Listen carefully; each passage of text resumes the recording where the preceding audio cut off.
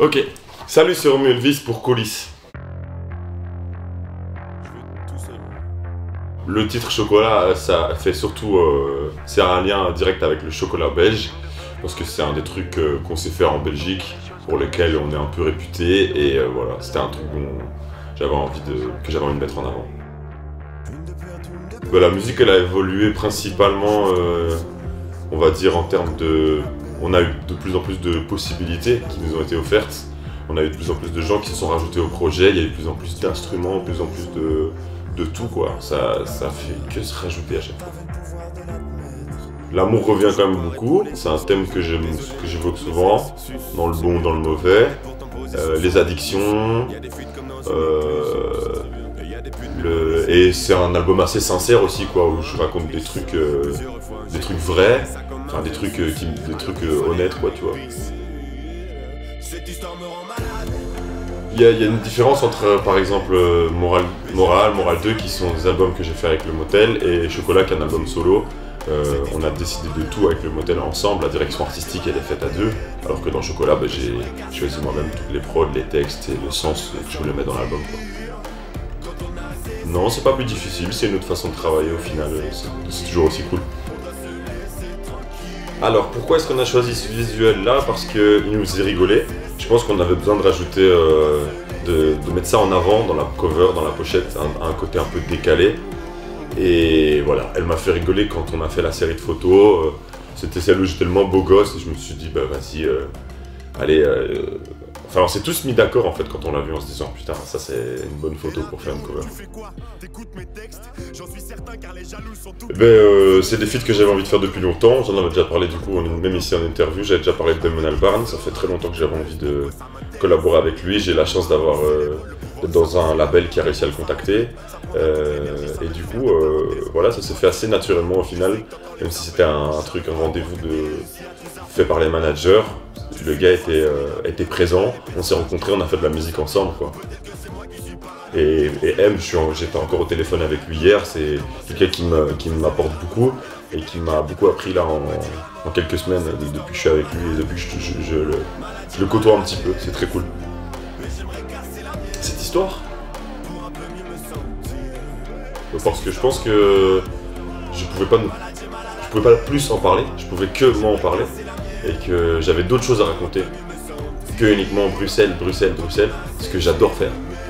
Donc voilà, j'ai partagé le thème de la ville dans laquelle je vis avec mon ami Zoin Guruji et on s'est départagé le morceau. Donc en plus, je me suis pas mis tout seul dessus. J'ai voulu faire un truc aussi qui parlait aux néerlandophones de Bruxelles. En général, quand j'écris plus le soir et je commence avec une instru. Avec un morceau, quoi, j'écris jamais en acapella.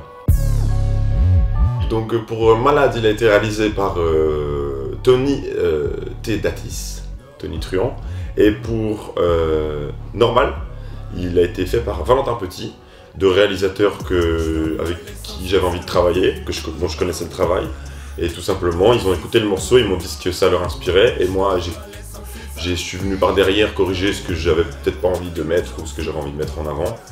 Et voilà, on a foncé.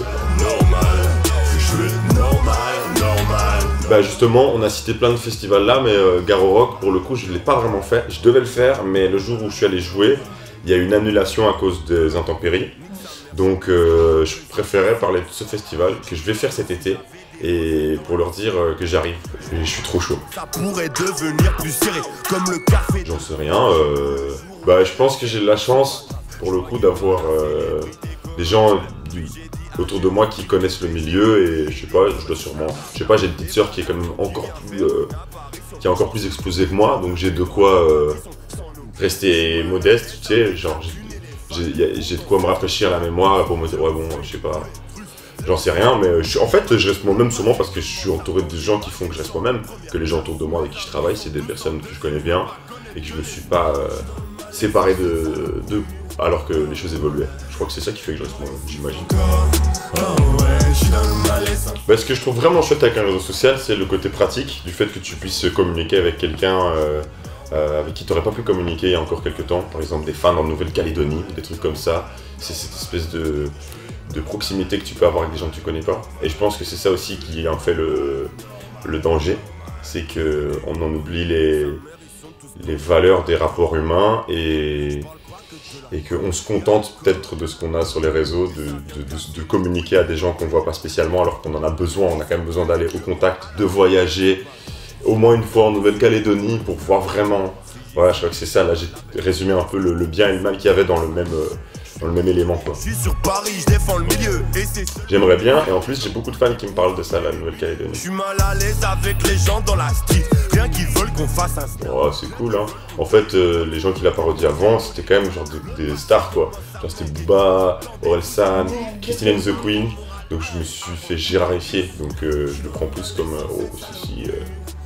tu vois, je le prends plus comme ça, quoi, c'est cool. Ben, on a un spectacle avec Laurent Gérard, justement, on prépare un truc à deux.